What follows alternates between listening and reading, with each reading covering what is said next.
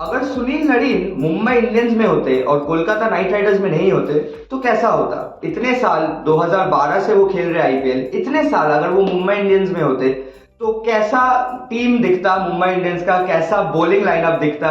आज उसी के बारे में हम लोग बात करेंगे। मेरे साथ शुभोदय यहाँ पे है। मजाक नहीं है, ये सही बात है। मुंबई इंडियंस में सुनील नारायण जा सकते थे। बिल्कुल 2012 आईपीएल ऑक्शन का बात है, गौतम गंभीर ऑक्शन टेबल में थे, सुनील नारायण का नाम लिया गया। तब सुनील नारायण एक युवा खिलाड़ी थे जी, ज्यादा उनका बेस प्राइस नहीं था, 2 लाख रुपया बेस प्राइस था इंडियन मनी। सुनील नारायण का बॉलिंग कैसे वो कैरिबियन प्रीमियर लीग और दूसरे T20 में बॉलिंग करते हैं। अब तब वो वेस्ट इंडीज के लिए खेल भी चुके थे, कुछ वनडे और T20, शुरू से ही मिस्ट्री स्पिनर थे। उसके बारे में मुंबई इंडियंस को ही पता था।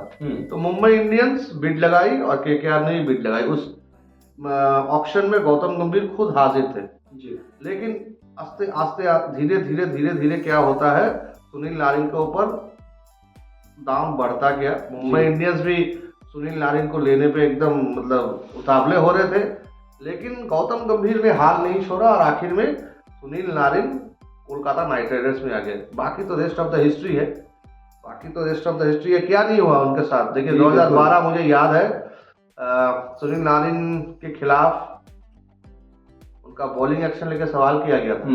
2012 2014 दो बार जी। और 2012 में उनको बैन भी लगने वाला था चेन्नई के खिलाफ, चेन्नई सुपर किंग्स के खिलाफ चिपक में फाइनल था, जो फाइनल मनविंदर बिस्ला और सुनील नारायण के कारण से केकेआर ने पहला आईपीएल जीता था जी। तो उस समय सुनील नारायण को ऊपर बैन भी लग सकता था।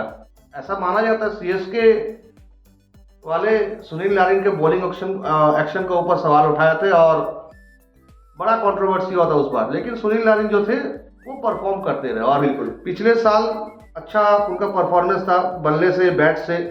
और देखिए केकेआर के लिए उनका जो परफॉर्मेंस है वो देखने वाली है। 180 विकेट, 1534 रन, 177 मैच में। पिछले साल क्या था, पिछले साल आईपीएल में गौतम गंभीर मेंटोर थे, गौतम गंभीर केकेआर में फिर वापस आए और सुनील नारायण को वो ओपनिंग में भेज दिया था। जैसे वो और सुनील नारायण एक जमाने में ओपनिंग किया करते थे, सुनील नारायण ओपनिंग में फिर से चले और उस बार पिछले साल 488 रन और 13 विकेट।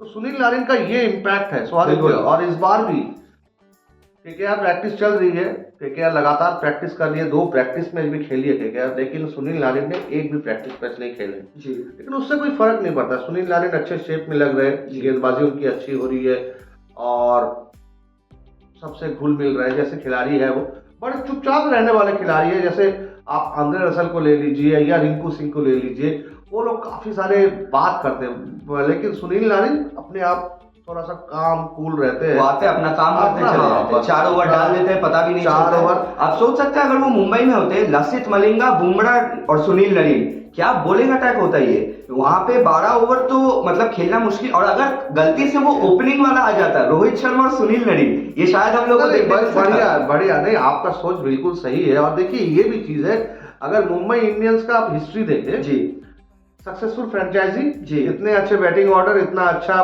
कायरन पोलार्ड जैसे प्लेयर बिल्कुल मिडिल ऑर्डर में खेल के गए, हार्दिक पांड्या, कृणाल पांड्या, कितने सारे अच्छे प्लेयर्स खेल के गए। लेकिन उनके अभी तक का जो सफर है 2008 से लेकर 2024 का, मुंबई इंडियंस में अगर कहा जाए बस 2 ही स्पिनर आए हैं जी, जो कि दबाव डाल सके। पहले नाम है हरभजन सिंह और दूसरे नाम बुढ़े पीयूष चावला, जो कि कमेंट्री कर रहे थे, फिर जाके उनको मौका मिला तो, लेकिन बिल्कुल।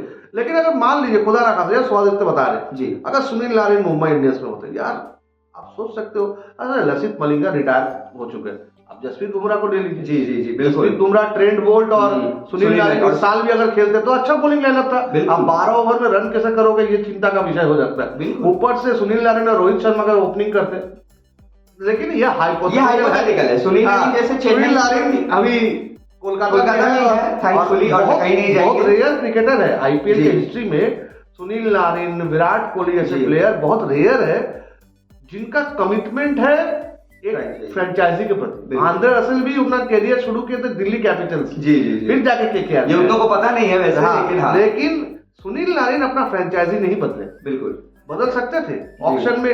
अगर सुनील नारिन को केकेआर रिटेन नहीं करती जी तो शायद केकेआर भी उनको लेने की कोशिश करती या दूसरे भी उनके ऊपर झपट पड़ता, लेकिन केकेआर जानती है ये दोनों साइड से भरोसा था, सुनील नारिन को नहीं छोड़ना है। बिल्कुल।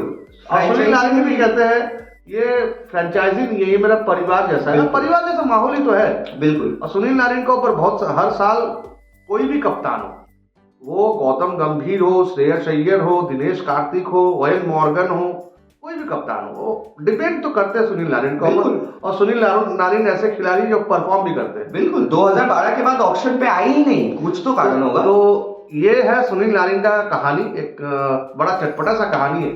सही में ऐसा हुआ था। कोलकाता नाइट राइडर्स और मुंबई इंडियंस के बीच घमासान लड़ाई हुई थी आईपीएल ऑक्शन में, लेकिन आखिर में कोलकाता की जीत हुई। हालांकि आप अगर हेड टू हेड का विचार करें तो मुंबई इंडियंस ज्यादा जीती है, लेकिन सुनील नारिन का जब सवाल उठता है तब कोलकाता ने बाजी मारी थी। तो चलिए, ये वीडियो था सुनील नारिन के बारे में। और केकेआर तो पूरा तैयार है, आरसीबी आ गई है शहर में, घमासान मैच होगा 22 तारीख को। और सारे जो अपडेट्स हैं केकेआर और आरसीबी के मैच के बारे में, बाकी सारी जो अपडेट्स हैं कहाँ मिलेगा आपको? इस प्लेटफॉर्म में मिलेगा। अगर इस वीडियो को पसंद आए तो प्लीज दोस्तों शेयर कीजिए, लाइक कीजिए और एक्स्ट्रा टाइम यूट्यूब चैनल को जरूर सब्सक्राइब कीजिए।